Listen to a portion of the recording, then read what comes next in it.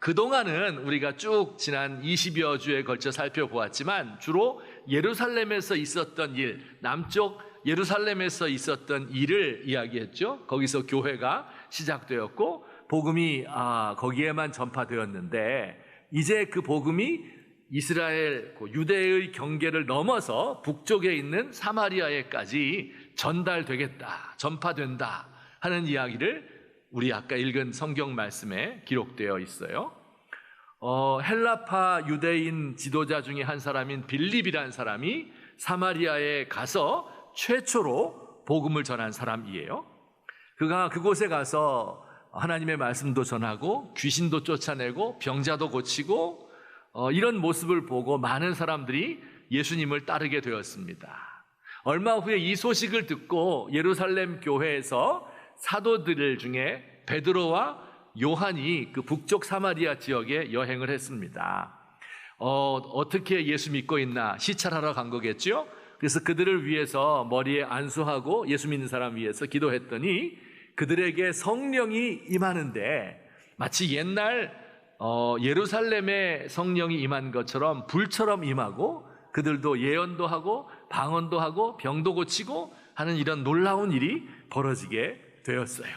이것이 사마리아에 복음이 전도되게 된 그런 전말입니다.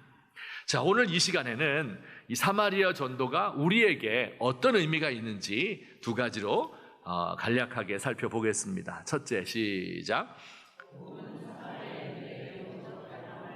네, 사마리아인의 영적 갈망을 마침내 채워주었다. 이 영적 갈망, 육적 갈망도 있죠. 육신의 목이 마른 걸 갈망이라고 불러요. 영적으로 우리의 영혼도 목이 마르다. 영적으로 무언가를 찾고 추구한다. 영적 갈망을 가진 사람들이 있어요. 진지하고 겸손하고 고난을 많이 겪은 구도자 타입의 사람이 있습니다. 그런데 어떤 사람은 예수를 잘 안 믿을 것 같은 사람도 있어요. 교회 절대 안 나올 것 같은 사람 우리 주변에 있지요. 근데 이 사마리아 사람들이 바로 예수를 제일 안 믿을 것 같은 사람들이었어요. 8장 14절 말씀에 보면 한번 읽읍시다. 시작. 예루살렘에 있는 사도들이 사마리아도 하나님의 말씀을 받았다 함을 듣고 베드로와 요한을 보내매. 여기 사도들이 사마리아도 하나님의 말씀을 받았다 이렇게 되어 있는데 여기 약간 뉘앙스가 있죠. 사마리아도 받았단 말이야? 아니 그 사마리아에 있는 사람들 어떻게 그들이 믿을 수가 있지? 그들처럼 아무런 영적 갈망을 갖고 있지 않을 것 같은 짐승 같은 인간들, 하나님으로부터 버림받은 이단자, 배교자, 이방인, 이들이 어떻게 예수님을 믿는단 말이지? 하는 게 그 사마리아도 복음 받았다 하는 표현 속에 숨어 있죠. 유대인들이 볼 때는 사마리아가 영적 갈망이 없는 사람인 것처럼 보였지만 실상 그들의 마음은 영적인 갈망이 있었습니다. 이방인처럼 살지만 하나님을 향하는 마음이 그 속에 있었어요. 한 번은 예수님께서 사마리아 지역을 방문한 적이 있었습니다. 그곳에서 한 여인을 만나죠. 유명한 사건이죠. 그 여인은 기구한 사연을 가진 여인이었습니다. 이 여인과 대화를 하던 중에 예수님이 이야기했어요. 남편을 데리고 와라. 이렇게 말하니까 이 여인이 뭐라고 대답해요? 나는 남편이 없습니다. 근데 실제로 남편이 없는 게 아니었어요. 남편 5명이 있었는데 어떤 연유인지 그들과 헤어지고 지금 6번째 남편과 살고 있는데 곧 헤어질 것 같아. 그래서 남편이 없다. 이렇게 이야기를 해요. 그런데 예수님께서 이 여인의 형편을 다 꿰뚫어 보고 계셨죠? 그래서 네 남편이 없다 하는 말이 맞는 것 같아. 남편 5이 있었잖아? 이렇게 하면서 그 여인의 과거를 다 알아맞추고 들추어내었습니다. 이 여인은 깜짝 놀랐겠죠? 내가 말한 적이 없는데 어떻게 알았을까? 참 신통방통하네? 깜짝 놀랐어요. 그리고 이 여자가 예수님께 이렇게 묻습니다. 다 같이 그 질문이 이거예요. 시작. 우리 조상들은 이 산에서 예배하였는데 당신들의 말은 예배할 곳이 예루살렘에 있다 하더이다. 뭘 물어본 거예요? 예배의 장소가 어디입니까? 우리나라 사람들은 말하기를 아까 그리심산 성전 봤죠? 거기가 예배하는 곳이라고 말하는데 내가 그 예배에 참석해 봐도 은혜가 안 돼. 무슨 말인지 몰라. 그런데 유대인들 당신은 예루살렘에 있다고 이야기하는데 진짜 하나님은 그럼 어디 가서 만나야 되는 겁니까? 이렇게 묻는 거예요. 그러니까 이 여자에게 생각이 있었던 거예요, 없었던 거예요? 영적인 생각이 있는 거예요. 영적 갈망을 채워주는 진짜 예배가 어디에 있는지, 시원하게 해결해 줄 내 마음의 문제를 해결해 줄 생수가 어디에 있는지 이것을 찾고 있었던 것입니다. 그러니 이 여자는 보통 여자가 아니지요. 그런데요, 모든 여자들은 다 보통 여자가 아닙니다. 근데 모든 남자들도 다 보통 남자가 아니에요. 존귀한 하나님의 형상, 모두가 다 영적인 갈망을 가지고 있는 영적 존재, 모든 사람이 다 그래요. 인간이 영적 존재다. 이건 무슨 뜻이에요? 마음 한구석이 늘 텅 비어 있는 것 같아요. 그 빈 마음이 어디엔가를 향하고 있습니다. 지향한다고 그러죠. 향하고 있어요. 가만히 있지 못해요. 늘 어느 대상을 향해서 가고 있어요. 해바라기가 해를 바라는 것처럼, 물고기 떼가 빛을 향하여 모여드는 것처럼, 어린아이가 엄마 젖 냄새를 맡으며 엄마 품으로 파고드는 것처럼 무언가를 지향하고 있습니다. 세상에 어떤 사람들은 지식을 알려고 거기에 끌리고요, 아름다운 이성을 보면 거기에 끌리지요. 돈과 명예에 끌려갑니다. 심하게 끌려가다 보면 자제력을 잃어버리는 경우가 있는데 이걸 중독이라고 부르죠. 술과 약물과 도박과 성과 스마트폰에 중독된 분들이 많이 있는 것 같아요. 마음에 공허한 것을 채우지 못해서 그래요. 이런 말이 있더군요. 마약 중독 너무 심각하죠. 끊기 어렵죠. 전 잘 모르지만 어렵다 그래요. 정말 어렵대요. 마약 중독을 끊으려면 방법이 있어요. 도박을 가르치면 된다. 도박은 더 끊기 어렵다. 도박을 끊으려면 정치를 시키면 된다. 그런 말이 있답니다. 권력에 중독되는 게 이렇게 무섭죠. 마약도 못 끊고 도박도 못 끊고 정치도 못 끊으면 그 다음에 이 사람에게 뭘 가르쳐주면 될 것 같아요? 사이비 종교를 가르쳐주면 됩니다. 이 무서운 거예요. 마약이나 도박에 중독된 사람처럼 의존도가 너무 강해서 정상적인 삶을 살지 못해요. 종교 중독, 이거 무서운 거죠. 있는 거 없는 거 다 갖다 팔아버리고 남편과 자식도 버리고 교주를 신성 하나님 다음으로 생각하고 그가 말하는 건 다 옳고 그를 비난하는 사람은 다 저주받은 사람으로 생각하죠. 하나님께서요, 이렇게 인간의 마음을 공허하게 만들어 놓으셨어요. 왜? 하나님을 찾아서 만나라고 하는 거예요.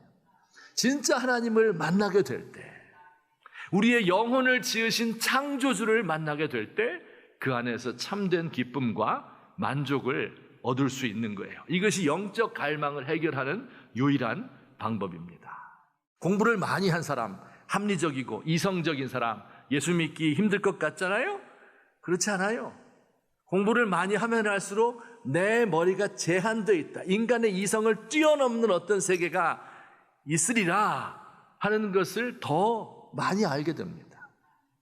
돈이 많아서 세상에 부러울 것 없고 사회적으로 명망 높고 법 없이도 살 만한 착한 사람이 있잖아요. 예수 믿기 어려울 것 같죠? 천만의 말씀이에요. 양심이 발달하면 내 양심 가지고 내가 죄 안 지으며 살 수 없구나 하는 것을 잘 알아요. 그래서 더 정의로우신 하나님에 대한 갈망이 생기게 됩니다. 세상에서 부러울 것 하나 없는 삶인 것 같지요? 그 내면은 슬픔과 고통으로 가득합니다. 예수 믿기 어려운 사람들, 사랑하는 가족을 먼저 떠나보낸 사람, 사업을 하다가 망한 사람, 아무리 기도해도 회복이 이루어지지 않는 사람, 세상의 모든 불행을 짊어지고 있는 사람, 하나님과 세상을 원망하며 예수 믿기 힘들 것 같습니까? 여러분, 그분이야말로 하나님과 가장 가까이에 있는 분입니다. 어렸을 적에 교회에 나갔다가 시험 든 분들 있죠. 신발 잃어버리고 또 예수 믿는 사람과 중고등학교 때 사귀다가 헤어져서 상처받고, 또 장로 권사라고 해서 믿고 돈 꿔줬는데 안 갖고 사기당하고, 또 교회 오래간만에 나왔는데 막 그 분쟁 일어나고 해갖고 교회 싫다 하고 쉬고 계신 분들 많잖아요. 예수 믿기 어렵지요? 그러나 모두 그 내면에는 갈망을 가지고 있습니다. 제가 오랜 세월 목회하면서 별의별 사람들을 다 만나고 그들이 예수 믿는 것을 발견했어요. 지위가 높은 사람, 장관, 청와대 비서관, 강남에 돈 많은 부자들, 교사와 교수와 총장들, 검사, 변호사, 의사들 많이 만났어요. 다. 반대쪽도 있어요. 술집 사장, 조폭, 승려, 알코올 중독, 도박 중독자, 정신질환자, 중증 장애인, 지적 장애인, 사기꾼, 재소자, 소년원 출신, 탈북자, 난민, 노숙자, 이단교파 출신 등등 많이 만났습니다. 근데 제가 발견한 건요, 이들 사이에 별로 차이가 없어요. 세상에서는 엄청 하늘과 땅 차이인데 대화도 못 나눌 것 같은데요, 실제로 제가 만나서 대화해보면 어쩌면 그렇게 다 똑똑한지, 그리고 어쩌면 그렇게 다 하나같이 미련한지, 그리고 어쩌면 그렇게 똑같이 그 마음에 영적인 갈망을 가지고 있는지 하는 것을 제가 발견하게 되었습니다. 무관심한 것처럼 아무 표정을 짓지 않는 사람도 속으로는 무언가를 원하고 있어요. 교회에 대해서 비난하고 욕하고 이런 사람도 관심이 있어서 그렇게 하는 것 같아요. 세상에서 버림받고 사람에게 실망해서 방 안에만 틀어박혀 있는 사람들 많잖아요. 그들도 갈망이 있어요. 어떤 사람 차갑고 냉소적이고 무뚝뚝하고 쌀쌀 맞고 찬바람 쌩 돌고 바늘로 찔러도 피 한 방울 안 날 것 같은 사람, 사실은 그 감추어진 내면에 있는 깊은 슬픔으로 숨죽여 울고 있고, 이것을 감추기 위해서 애써 무표정한지도 모르겠습니다. 그들은 모두 주가 필요해, 깨지고 상한 마음 주가 여시네. 그들은 모두 주가 필요해, 모두 알게 되리 사랑의 주님. 혹시 여러분 가까운 분들 중에서 꼭 예수 믿지 않을 것 같은, 절대 복음 못 받아들일 것 같은 분들 있죠? 두려워하지 마세요. 다 영적인 갈망을 가지고 있습니다. 강요하면 안 돼요. 근데 요즘 세상에 누가 강요한다고 나오는 사람이 어디 있습니까? 잘못하면 갑질이에요. 그렇게 하면 안 돼요. 소가 목마른데 물을 안 먹어요. 목말라 죽어가고 있어요. 어떻게 하면 소에게 물을 먹일 수 있을까요? 요놈을 강제로 물가에 끌고 가서 막 집어넣는다고 돼요? 안 됩니다. 같은 소가 맛있게 물 마시는 것을 보게 되면, 그러면 그때 비로소 이렇게 갈증을 해소하는 것이구나. 여러분들이 영적 갈증을 가지고 예수님 안에서 충만함을 내가 누리고 있다, 기쁘다 하는 것을 알게 되면, 그것을 보게 되면 저절로 자연스럽게 예수님께로 나오게 될 줄 믿습니다. 끝까지 소망을 놓지 말고 기도하시기를 주님의 이름으로 부탁합니다. 자, 두 번째, 이 사건이 주는 교훈이 있어요. 두 번째, 시작.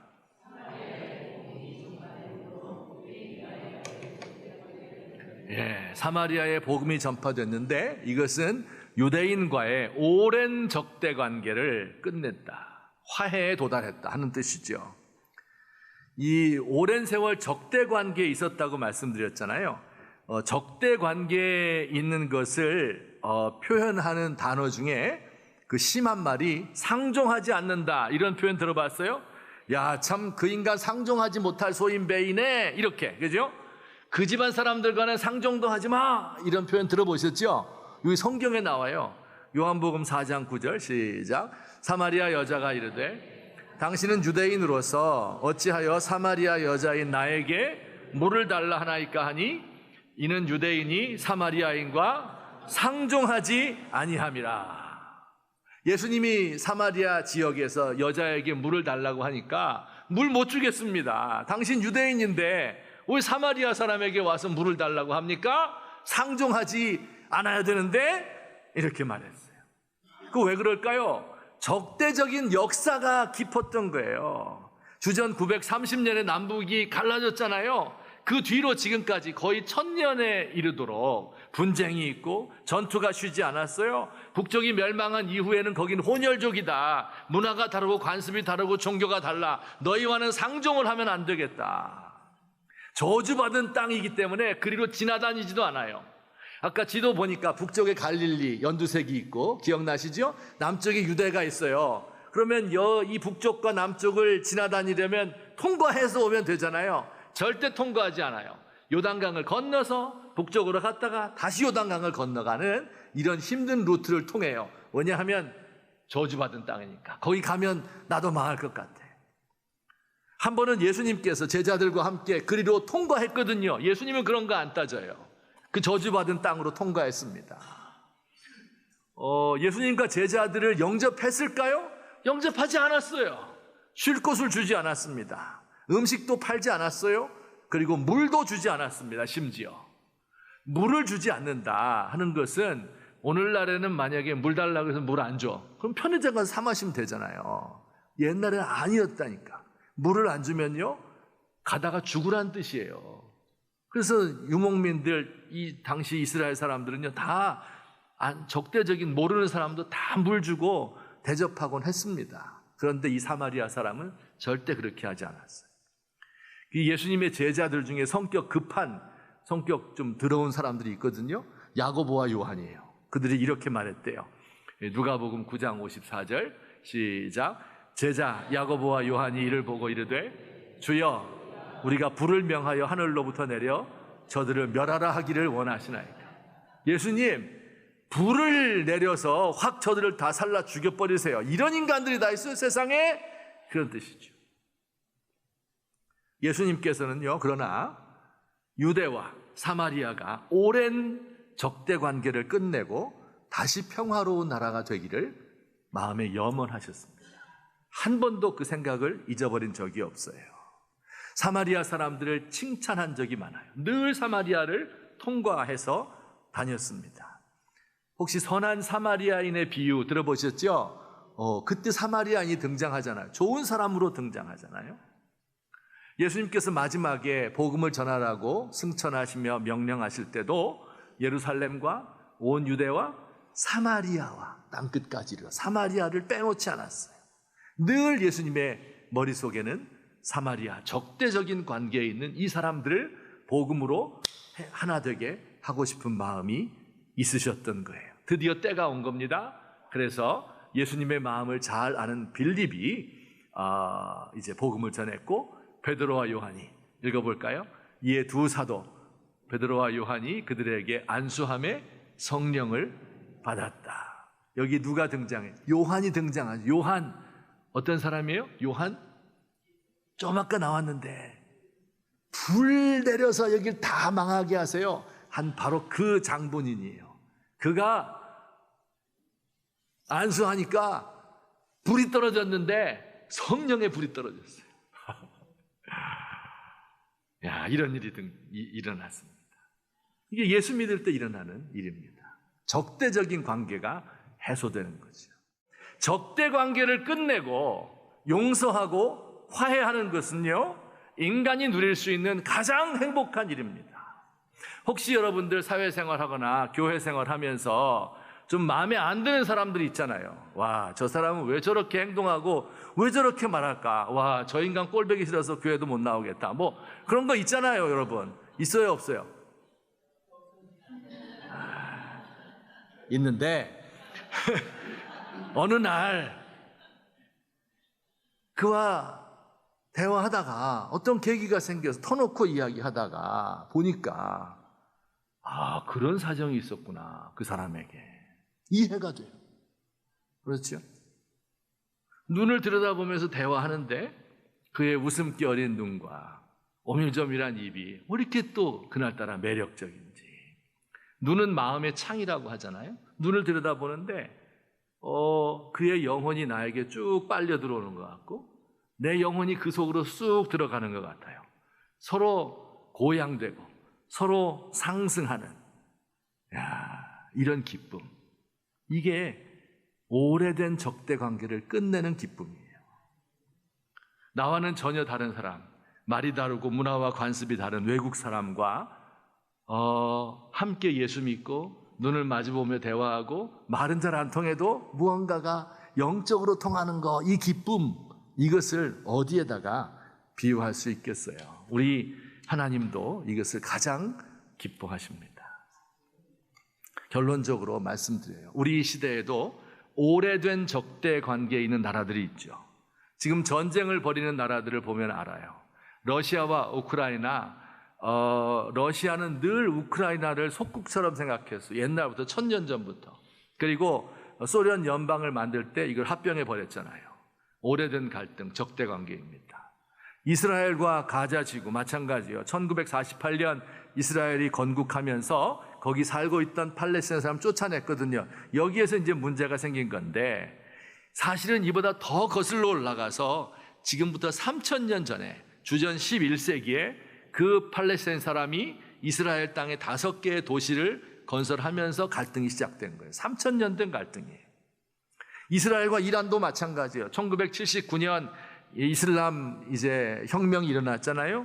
그 뒤로 이스라엘과 적대 관계에 돌입했다 말하는데 사실은 더 오래된 거예요.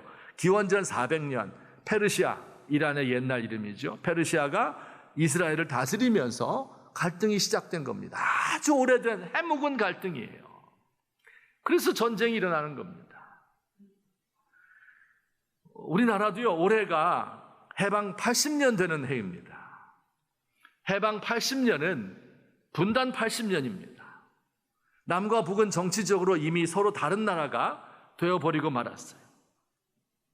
서로 다른 체제 하에 살고 이념이 다르고 문화적 동질성이 점점 없어져 가고 언어도 무슨 말 하는지 잘 이해하지 못할 것 같아요.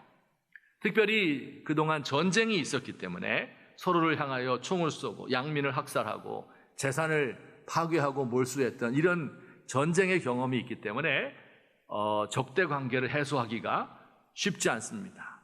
전쟁을 겪었던 세대는 물론이고 전쟁을 보지 못했던 우리들에게까지 그 적대 관계가 대대로 내려오고 있습니다. 많은 사람들이 그들은 하나님의 저주를 받은 민족이다.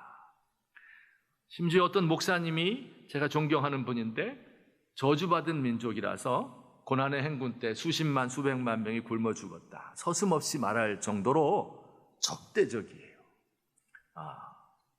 예수 잘 믿는 분이 말해서 정말 제가 놀랐던 적이 있습니다. 여러분 어떻게 하면 좋겠어요? 사마리아 사람들과 1000년 묵은 그 갈등을 어떻게 해소할 수 있어요? 그곳에 가서 복음이 전파되고 예수님이 누구인지를 알게 되고 같은 성령을 받게 되면 나도 영적 갈망이 있고 저 사람에게도 깊은 갈망이 있는데 성령님께서 둘을 채워주시고 서로 마주보고 대화하고 그리고 사랑하는 것을 우리 하나님이 제일 기뻐하신다 하는 것을 알고 체험하게 되면 그 적대적인 관계를 청산하고 그리고 소통하고 대화하는 사랑의 때가 올 줄로 확신합니다. 우리 예수님이 그러셨던 것처럼 늘 우리의 마음 한구석에는 항상 사마리아를 생각하고 북한을 생각하고 그들을 위해서 기도하고 그날이 오기를 소망하는 그리고 무엇인가를 감당하는 저와 여러분 또 우리 교회가 되기를 예수님의 이름으로 축원합니다.